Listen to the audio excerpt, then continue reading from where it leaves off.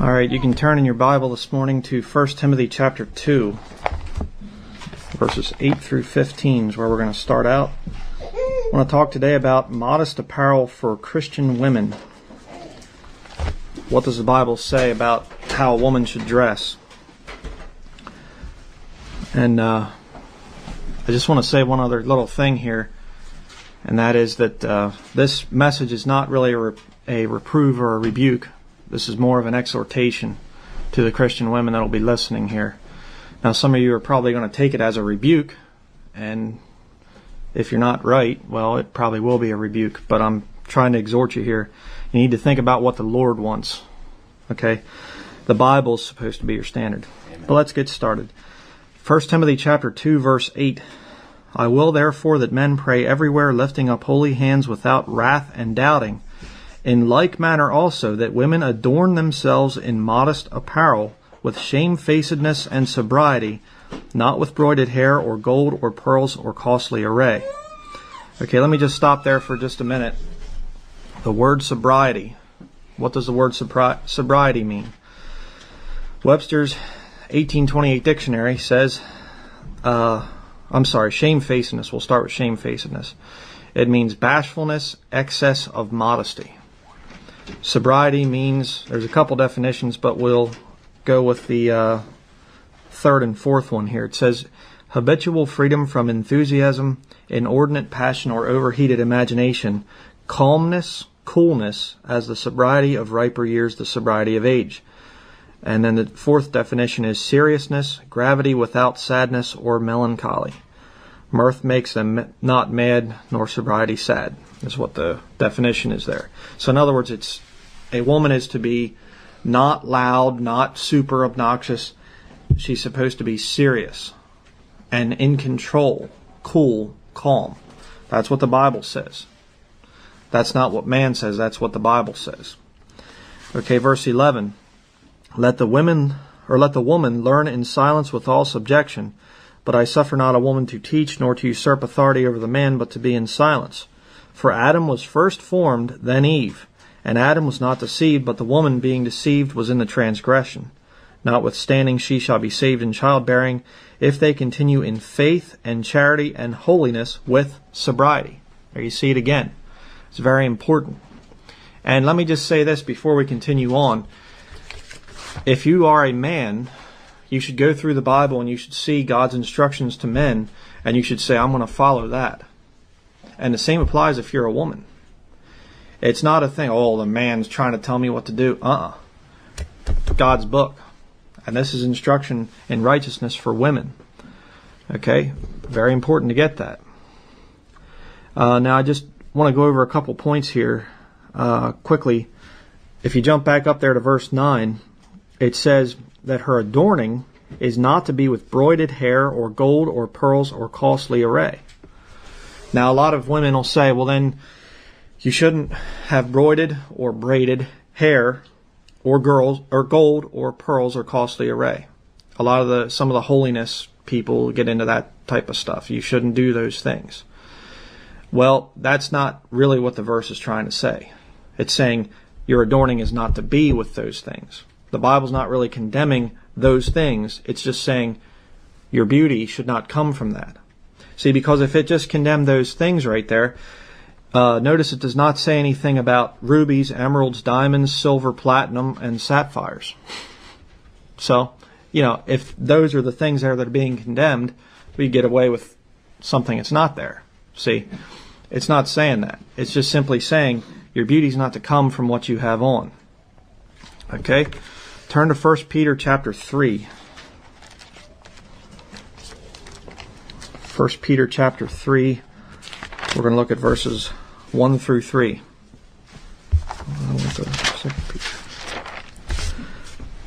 Okay, we have here, likewise ye wives be in subjection to your own husbands, that if any obey not the word, they also may without the word be won by the conversation of the wives, while they behold your chaste conversation coupled with fear. Okay, let me just stop there for just 1 minute. One of the attacks, and actually an attack that I answered, this modern preacher named Billy Crone he attacked the King James Bible, and he said that the word conversation, that you can't understand what that means anymore, because conversation in the King James Bible always means behavior. And so that's an archaic word, and it's not good for our modern day English and all this. That's nonsense. Because you see, the Bible also talks about behavior. It uses both words, conversation and behavior. Now, conversation can mean behavior, but I think it also throws in the thing of the actual conversation. Okay? It's not just behavior, in other words. It's a deeper meaning than that. But let's jump down to verse 3 there. Whose adorning, let it not be that outward adorning of plaiting the hair and of wearing of gold or of putting on of apparel. So very similar there to 1 Timothy chapter 2. You see the same thing. The adorning is not to be those things. It doesn't say you can't wear them or can't do them. It just says you're adorning. Okay, the way that you are, your beauty, in other words, is not to come from those things. Okay. We're going to see this as we get down through there. But I want to look at a specific point here, and I want to kind of make a point here about this thing. It's interesting. It says the outward adorning of plaiting the hair. And back there in 1 Timothy chapter 2, it said about broided hair. Now, what's the deal with the hair there? What's going on about that? Well, keep your hand there in 1 Peter 3 and turn back to 1 Corinthians chapter 11.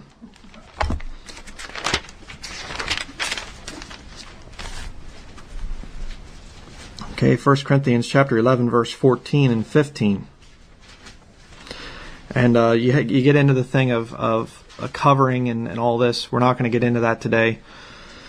I don't believe in a covering, a physical covering like a lot of the Mennonites and Amish and people like that, where I believe it's to be the hair is a covering. We're not going to get into that right now, though. But look at verse 14. Doth not even nature itself teach you that if a man have long hair, it is a shame unto him? But if a woman have long hair, it is a glory to her, for her hair is given her for a covering. Okay, right there it says her hair is given for a covering, not a physical covering on top of the hair. Okay, but notice the distinction there. If a man has long hair, it's a shame. If a woman has long hair, it's a glory. It's right there. Okay, that's why I think a lot of women they are very concerned with their hair and everything. It's why? Well, because it's a glory to her. Okay, so that's why you see the thing of plaited hair and broided hair there. And the Bible's saying, like I said again, it's not, I don't believe the Bible condemns those things, but it's just saying your beauty's not to come from that. Your adorning is not to come from that. Okay, and we're going to get into this as we continue.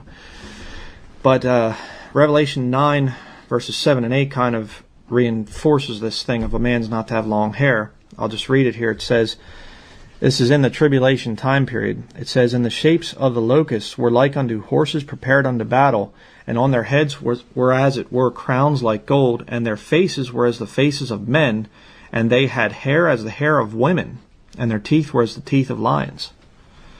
So there again, you have these weird demonic things coming up out of a bottomless pit, and they have the face of man and the hair of women. You say, well, God doesn't care about the length of your hair if you're a man. No, I'm sorry. Yes, He does.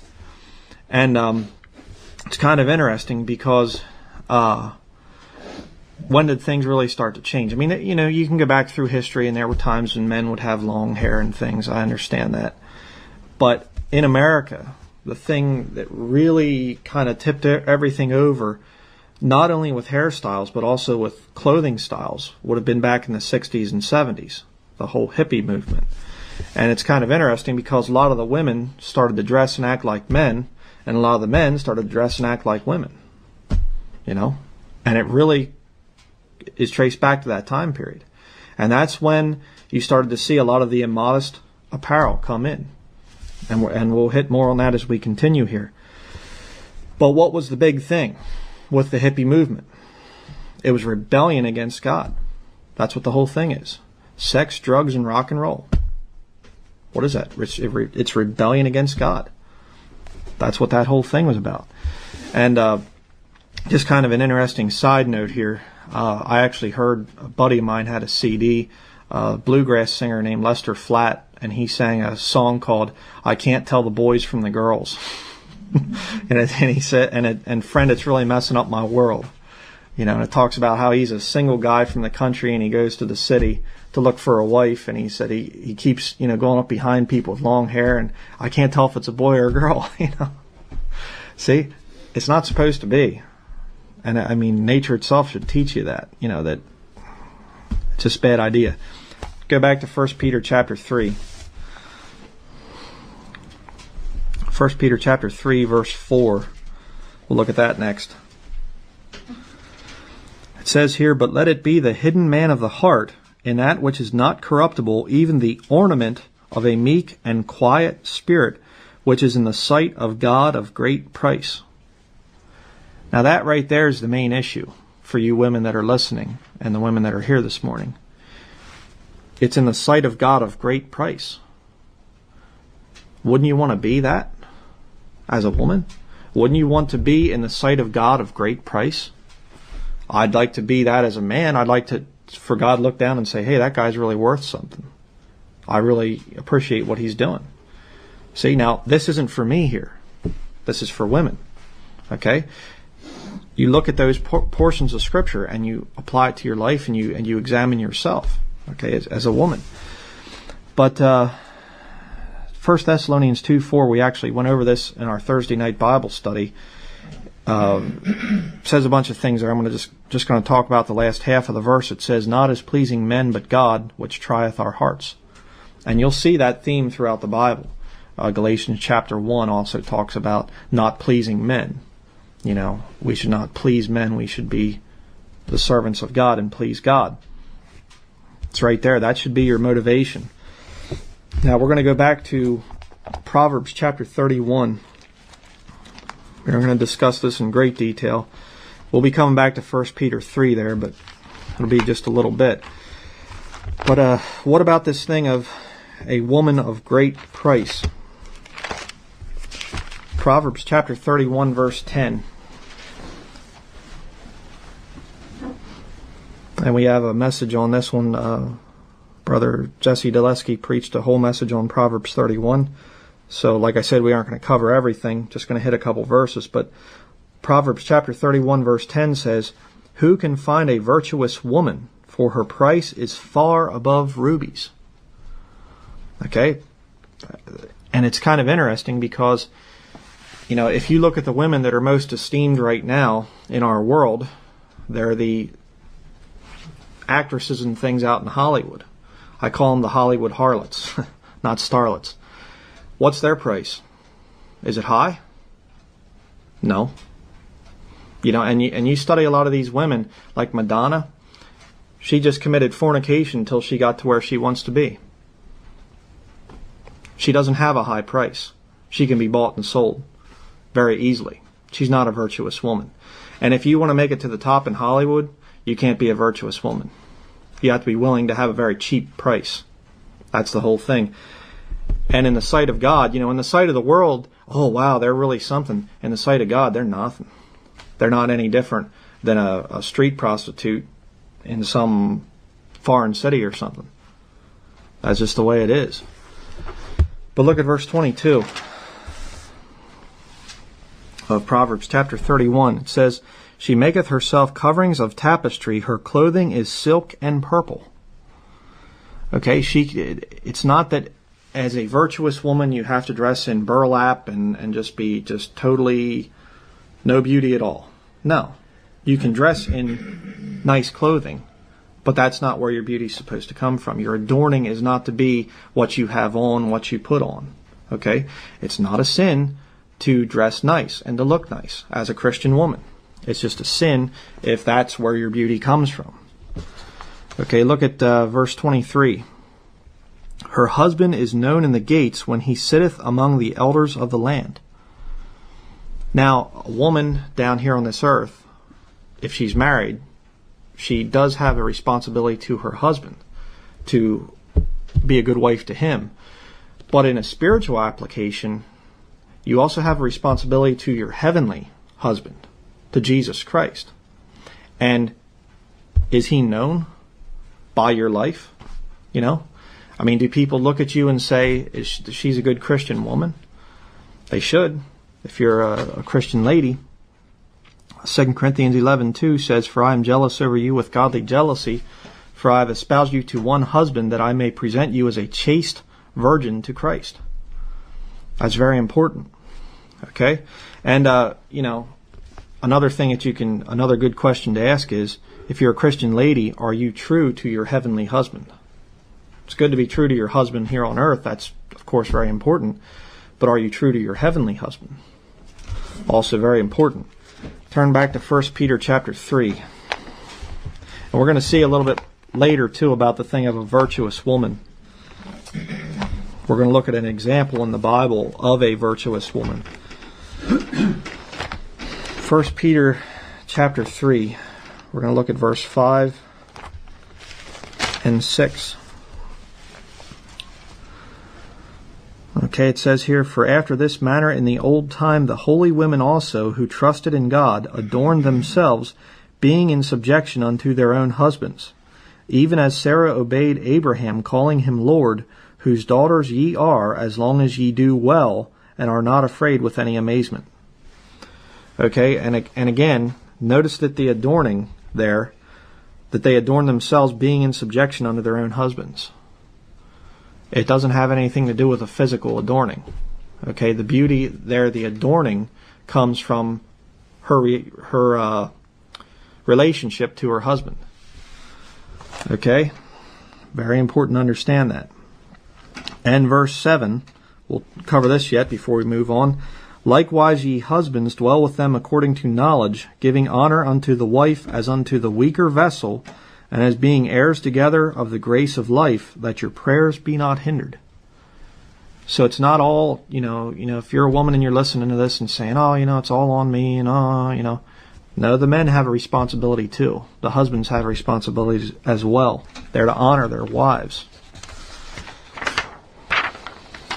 So, what is modest apparel? Now, in the two passages we read, 1 Timothy 2 and 1 Peter 3, was there anything mentioned about dresses or pants? No. It was just talking about your adorning. Your beauty is not to be what you have on. It's to be your conversation, your behavior. Okay, that's what it's supposed to be. Now, I'm just going to tell you right up front, I believe that a proper modest apparel for women is dresses and skirts. Now, up until the 1960s, nobody would have argued with me. There would have been no argument. I mean, go back 100 years ago, or even go back to 1950, and say, I believe women should wear dresses and skirts. They'd say, yeah, of course. There would have been no argument. But now there's going to be some argument. I'm probably going to offend some women out there. But one of the things that you're going to hear, especially among a lot of the conservative Baptists, which I consider myself to be part of that, but they'll say, women are not to wear men's clothing. You're not to wear that which pertaineth unto a man. So let's look at that. Deuteronomy chapter 22. Back to the Old Testament. Deuteronomy chapter 22, verse 5.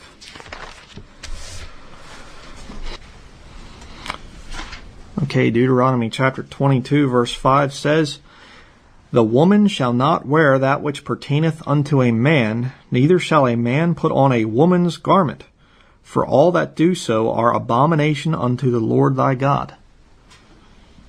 And, yes, I understand that that's under the law.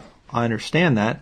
But you see, I think that this is just instruction in righteousness. I mean, really, it's common sense. I mean, if you go to the store and you see some man over in the women's department,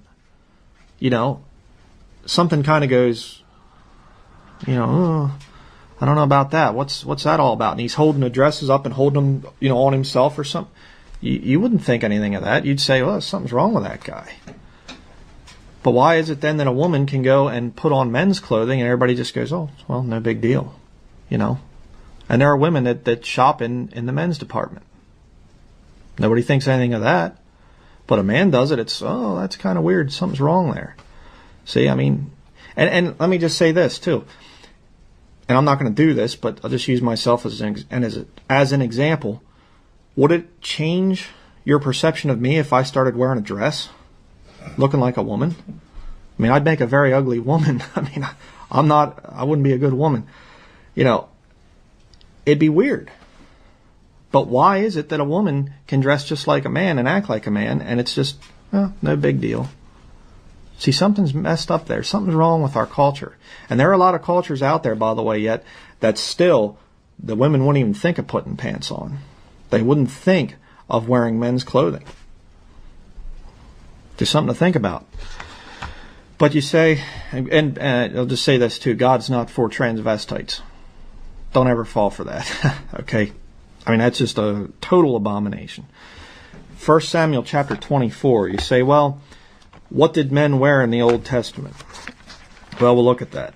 1 Samuel chapter 24, verses 4 through 5. We're going to see what they wore. It's kind of an interesting thing here. Here you have the fight between Saul and David. It says here, verse 4, and the men of David said unto him, behold, the day of which the Lord said unto thee, behold, I will deliver thine enemy into thine hand, that thou mayest do to him as it shall seem good unto thee. Then David arose and cut off the skirt of Saul's robe privily. And it came to pass afterward that David's heart smote him, because he had cut off Saul's skirt. Now that was a thing in the Old Testament that was kind of you're not to discover your father's skirt. That's in another part of the Bible there. We aren't going to turn to it. But the men in the Old Testament wore a robe, and it basically went to the knees or maybe a little bit above the knees. But the bottom portion of that was the skirt. Okay, they called that the skirt. So people say, oh, then see, you know, that doesn't work out. Well, actually it does. I'm going to show you something else here.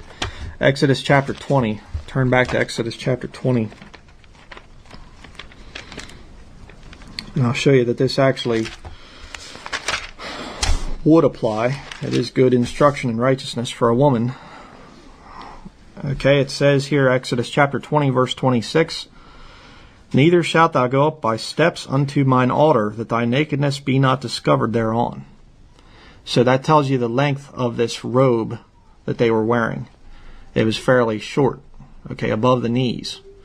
Now, as a Christian woman, you should be careful to have your skirt below your knees. Okay, you start getting the skirt higher up, there's going to be many chances that people are going to see things that they shouldn't. Okay, you got to be careful of that. So, you know, really the thing about Deuteronomy 22 verse 5, you know, that a woman's not to wear that which pertaineth unto a man, you know, same there. I think that is very good. I think it's true. I think it's something that you should stand for. I'm not going to be super dogmatic about that, you know, because I do know it's under the law and everything else. But the point is, a woman should dress modestly. And we're going to see that as we continue on here. And let me just say this too. Would anybody argue that it would be wrong for a woman to wear a dress or a skirt? No. It wouldn't be wrong for them to wear one. But where's the problem come in at? The problem comes in when they wear one that's too short. And why? What would be the problem with a woman wearing a mini skirt? Well, I'm going to show you what the problem is there. Turn to Isaiah chapter 47. Isaiah chapter 47, verse 1 through 5. We're going to see about this thing.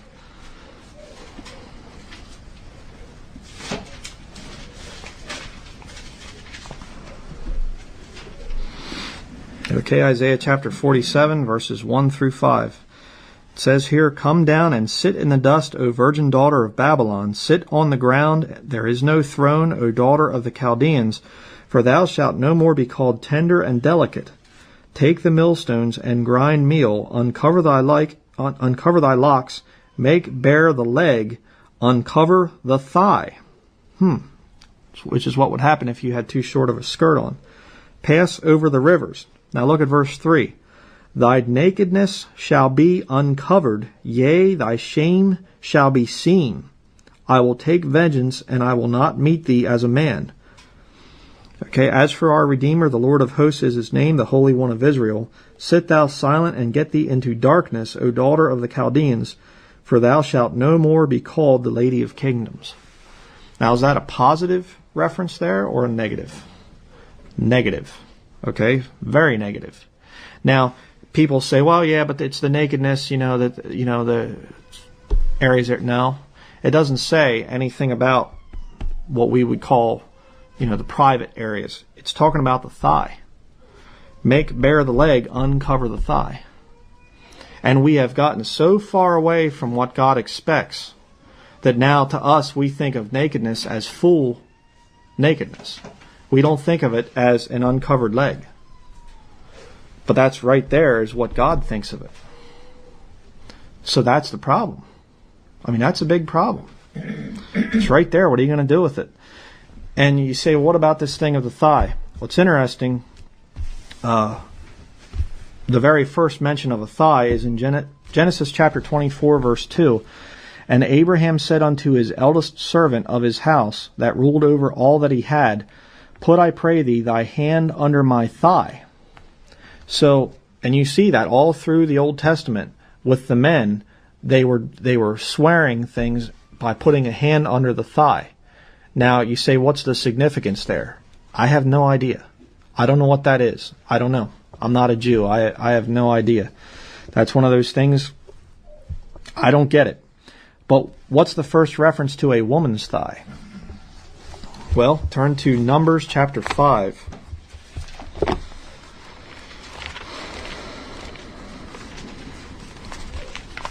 Numbers chapter 5, we're going to go to verse 18.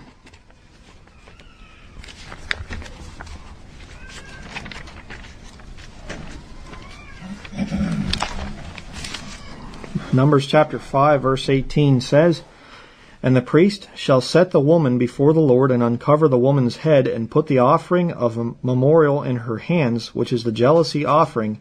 And the priest shall have in his hand the bitter water that causeth the curse.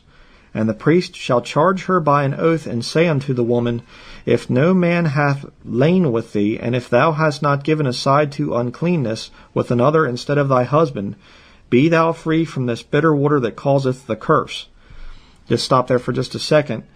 This woman is being brought before the priest because there's a suspicion that she cheated on her husband, that she committed adultery.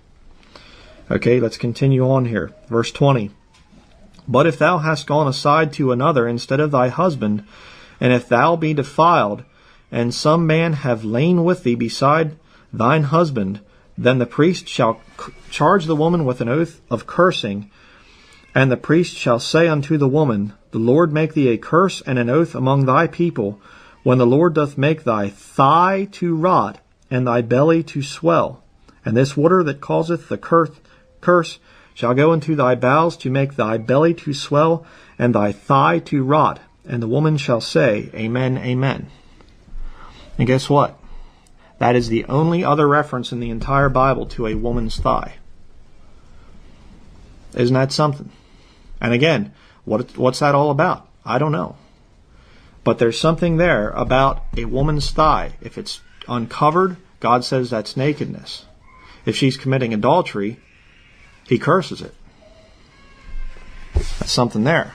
You better be careful about exposing your thighs out in public. That's very... And we are so far away from what the Bible teaches, that it just seems so strange now to hear this kind of thing. But you go back to the early 1900s, women back then, if they exposed their ankle, it was considered a sin. It was a big deal. I mean, we have fallen very, very, very far. Okay, let's see where we're at here. And a Christian woman, looking at this, they might say, well, I would never cheat on my husband. There's no way. I'm true to my husband. Well, let's look at that. Matthew chapter 5.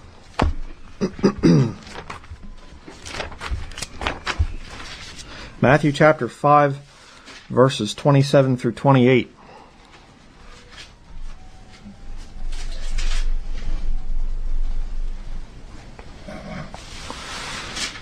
Matthew 5:27 and 28 says, Ye have heard that it was said by them of old time, Thou shalt not commit adultery. But I say unto you, that whosoever looketh on a woman to lust after her, hath committed adultery with her already in his heart. You say, well, that's a condemnation of men. Yes, it is. Absolutely. But can a woman help that along? Yeah. There are outfits that women are wearing today out in public that women wouldn't have even dressed that way in the privacy of their own home 50, 60 years ago. You know, I mean, it's incredible. Some of the ways that women, I mean, go to a fair or some kind of a, like we have Green Dragon around here, go there in the summertime. It's just, talk about immodest dress. I mean, wow, just incredible. But if you're a Christian woman and you're dressing like the world and you are exposing your thighs, your legs, and your clothing is really not covering you all that well, and you cause a man to lust over that, that's a sin. That's a serious sin. And I think you will answer for it at the judgment seat of Christ when you get up there. Say, oh, but everybody else is doing it. That's not a standard for you as a Christian. Never has been. And you know, some women will say, yeah, but it's neutral. Clothing is neutral. Doesn't matter what I wear. You know, it's just the person that's in it. Really? Proverbs chapter 7, verses 9 through 11. I'll read that quick. It says, In the twilight, in the evening, in the black and dark night, and behold, there met him a woman with the attire of an harlot. It doesn't say she was a harlot dressed in nice clothing. She had the attire of an harlot and subtle of heart. Verse 11, she is loud and stubborn. She doesn't have sobriety or shamefacedness. Her feet abide not in her house. Woman's to be a keeper at home. She's the exact opposite of what God expects from a woman. But it says there she has an attire of an harlot. Okay. There's a book I saw the one time on modest apparel for women, and the book is called Your Clothes Say It For You. There's a lot of truth to that. You see a woman out in public somewhere, you can learn a lot about her by the way she's dressed. And if you would go to a place where prostitution is legal, like Las Vegas, and you see a woman standing on a street corner, she's going to have as much of her flesh exposed as possible because she's advertising. She's got the attire of an harlot on. If you're a Christian woman, why would you want to dress like that? I mean, you got to be right with the Lord in this matter. Just want to show you two things here very interesting. I have here Time Life Books, the Old West series, a whole book on the women of the Old West. And right here is a picture. I don't know if everybody can see that. It's a picture of prostitutes from back there in the Old West. And they're dressed like conservative Mennonites. You can't even see any skin. Dresses down to the floor. Isn't that something? And you have modern Christian women I've seen going to some of these modern churches that are dressed totally immodestly. Dressed showing more flesh than prostitutes did 100 years ago. I mean, it's incredible. It's incredible how far we've gone. Another thing here, it's interesting how a lot of times a secular person who's lost will sometimes have more wisdom. The children of this generation are wiser than the children of light, as the Bible says. I have here a book, Tasha Tudor, the famous artist. She made a lot of children's books and Christmas cards and things.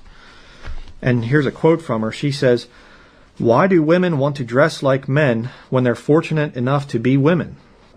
We get more accomplished by being charming than we would be flaunting around in pants and smoking.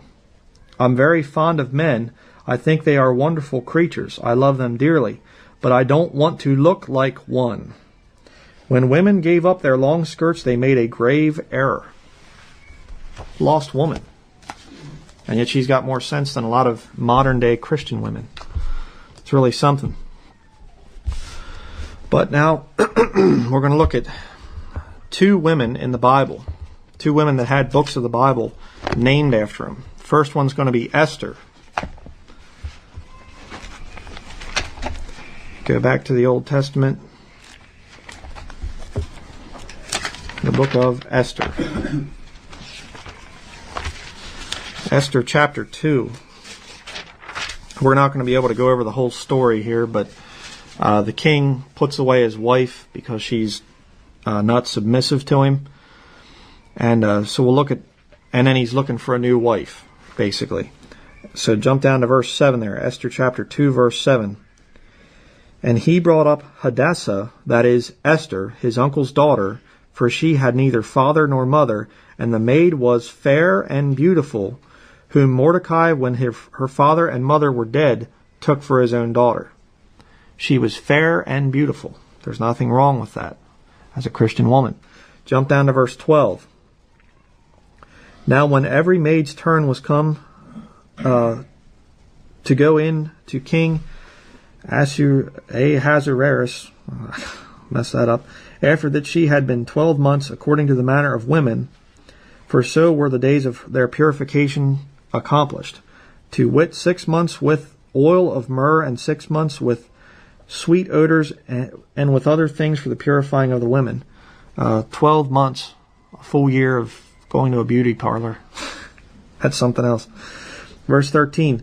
Then thus came every maiden unto the king, whatsoever she desired was given her to go with her out of the house of the women unto the king's house. Ornaments and decorations, gold and things like that is what's being talked about there. In the evening she went, and on the morrow she returned into the second house of the women to the custody of Sheashgaz, the king's chamberlain, which kept the concubines. She came in unto the king no more, except the king delighted in her, and that she was called by name. Now when the turn of Esther, the daughter of Abihail, the uncle of Mordecai, who had taken her for his daughter, was come to go in unto the king, she required nothing but what Hegai, the king's chamberlain, the keeper of the women, appointed. She didn't go in with all kinds of jewelry and all kinds of things and stuff like that. She said, no, whatever I'm supposed to go in with, that's what I'll put on. Okay? And Esther obtained favor in the sight of all them that looked upon her.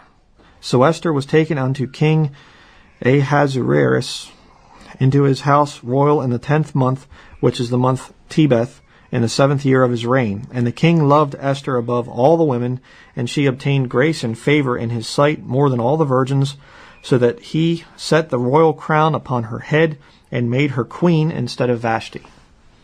Okay? Did she have to adorn herself with all kinds of jewelry and everything else? No. She had beauty in the way that she carried herself, in the way she presented herself. God is not against a woman, a Christian woman being beautiful. There's nothing wrong with that. Okay? And as we read about the Proverbs 31 woman, she clothed herself in silk. So a woman can dress nice, but modestly. Okay? God's not against a woman being attractive. But let's look at the other woman, Ruth.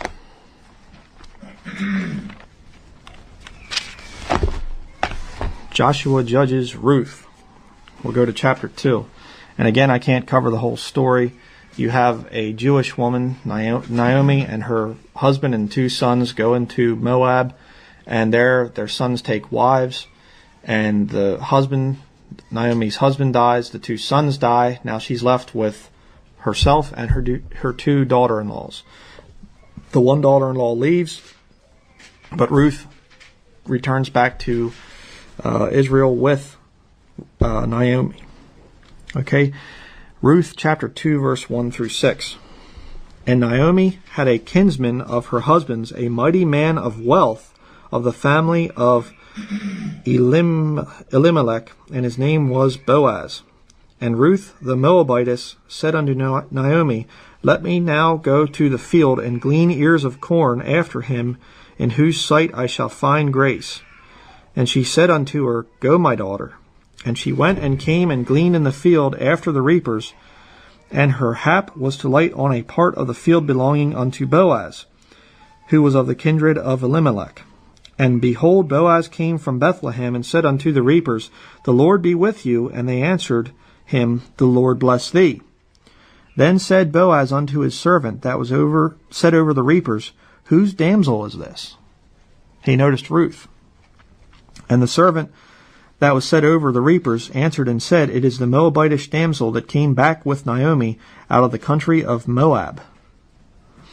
Okay, so notice there, she was out working in the field, but he still noticed her. I'm going to talk about that in just a minute here. But go down to verse 9. It says here, this is Boaz speaking here, he says, Let thine eyes be on the field that they do reap, and go thou after them. Have I not charged the young men that they shall not touch thee? And when thou art athirst, go unto the vessels and drink of that which the young men have drawn. Okay, now, he commanded the young men, hey, don't mess with her. Okay, there was an attraction there. But it wasn't something that she was dressed immodestly to get his attention. He looked at her and he saw, here's a young woman. She didn't have to come with her mother-in-law. She could have gone and married some other guy from her own country. But she came back with her mother-in-law, so that's good. Now she's out there and she's working hard. There's another good thing. And she's attractive. But let's continue here. Go to Ruth chapter 3. Ruth chapter 3, verse 1. Then Naomi, her mother-in-law, said unto her, My daughter, shall I not seek rest for thee, that it may be well with thee? And now is not Boaz of our kindred, with whose maidens thou wast? Behold, he winnoweth barley tonight in the threshing floor. Wash thyself therefore, and anoint thee, and put thy raiment upon thee, and get thee down to the floor, but make not thyself known unto the man until he shall have done eating and drinking. And it shall be, when he lieth down, that thou shalt mark the place where he lieth, and thou shalt go in and uncover his feet, and lay thee down, and he will tell thee what thou shalt do. And she said unto her, All that thou sayest unto me I will do. Okay?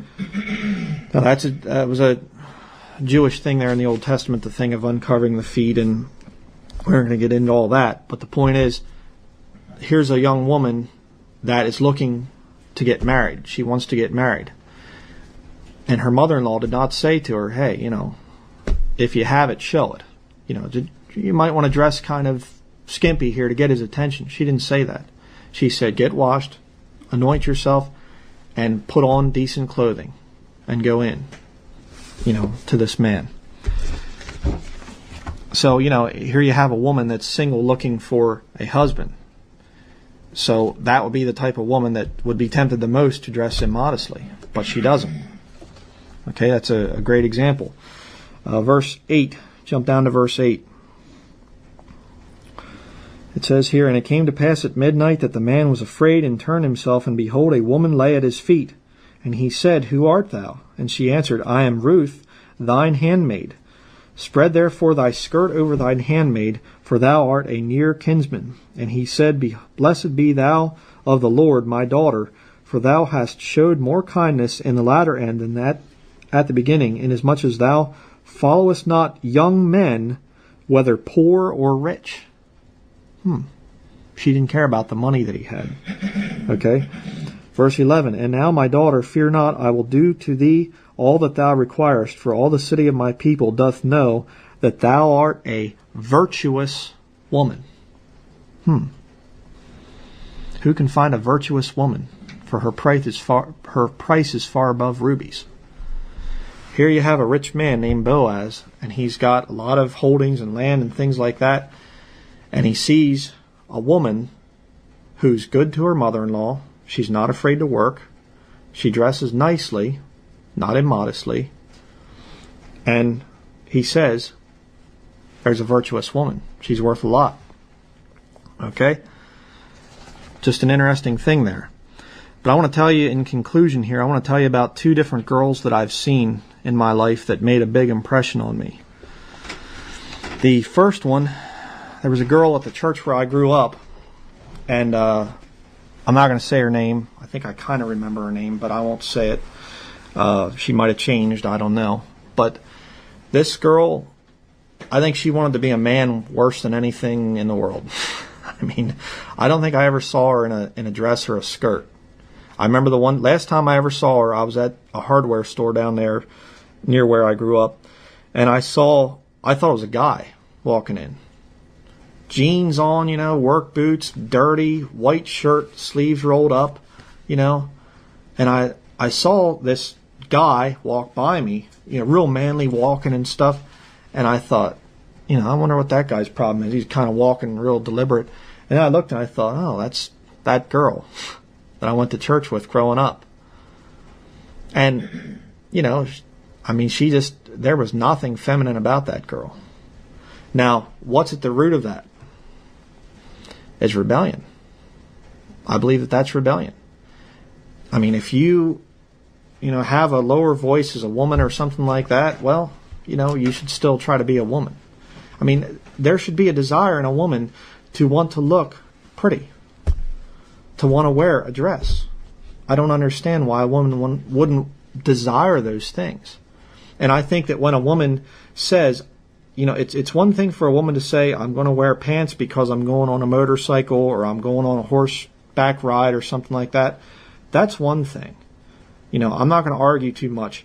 But when a woman says, I will not wear a dress or a skirt, I refuse, I will not, I don't want to wear it, I think something's wrong there. I really do.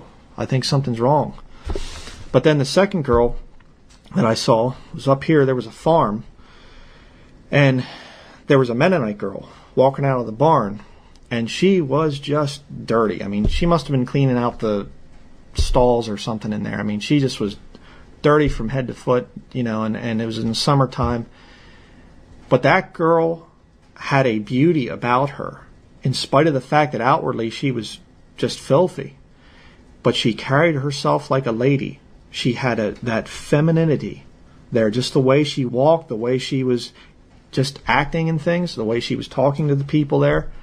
And I just thought, in a way, she was very, very beautiful, in spite of the fact that outwardly she was very dirty. See, there's just something there where a woman, I feel a woman should be in a dress or a skirt.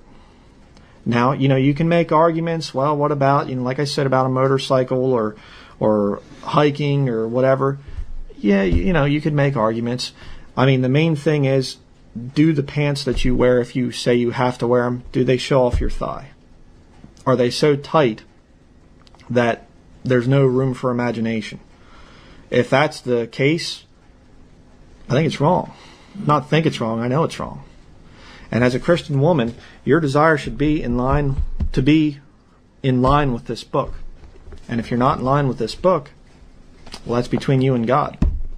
And you can get mad at me and you can say, I'm a radical, sexist, whatever or something, but you're going to have to deal with God. You're going to answer at the judgment seat of Christ, whether you're right or wrong. So, and it comes to a point too now where it's more about conforming to the world. And a lot of women, they don't want to think about wearing a skirt or a dress all the time simply because, well, nobody else does it, and I'll look out of place. Well, there again, not a standard for a Christian. As a Christian, you are to be separate from the world. And you have to understand, we are in a time period where God is about ready to pour out His wrath on this planet. So what the majority are doing is wrong. And, I thank the Lord that I was raised in this county, because there's a lot of modesty here yet in this county, Lancaster County, where we're at. I have my issues with the Mennonites and the Amish and charity ministries, but I appreciate their modest apparel, the women. I appreciate that, So that's something to think about this morning. If you're a Christian woman, go through those scriptures and ask yourself, am I really dressing modestly? Am I dressing in a way that is pleasing to the Lord? So that's it for this morning, and I thank you for listening.